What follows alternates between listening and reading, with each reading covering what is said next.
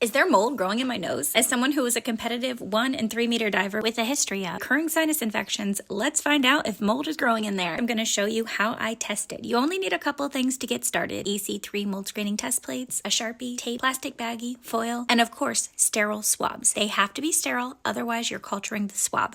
Let's get started. I opened up the plastic surrounding the plate but left the lid on so it would be ready to culture after I dipped the swab in my nose. Next, I opened up the sterile cotton tipped applicator from the pull tab end. This way, the sterile cotton is still left in the plastic and I started on my right nostril. This really doesn't matter though. Carefully, I swirled the swab around the inside of my nostril, then very gently I rolled the cotton tip applicator along the auger. I just did one side of the plate because I wanted to compare my right versus left nostril. I closed the lid because I don't want to culture my air and threw away the swab. My left nostril was next. I did the same thing, a gentle swab in my nose and rolled the cotton tipped applicator on the opposite side of the plate. I made sure to roll and twist the cotton tip to spread the sample on as much as I could, but I had to be careful. The auger is soft and I didn't want to puncture. Again, I closed the lid, threw away the other swab, and labeled my right and left nostril for fun. Next, I started taping up the plate. I had to be careful when I picked it up off the counter to grab the bottom and top together. I then placed 4 small pieces of tape vertically spaced along the edges and then taped around longwise completely around the side. The directions say to wrap the tape plate completely in foil, so I did that. Labeled the plastic baggie with what I sampled, my nose in this case, the date and time. I also put a calendar notification in my phone, so in 5 days I can show you the results.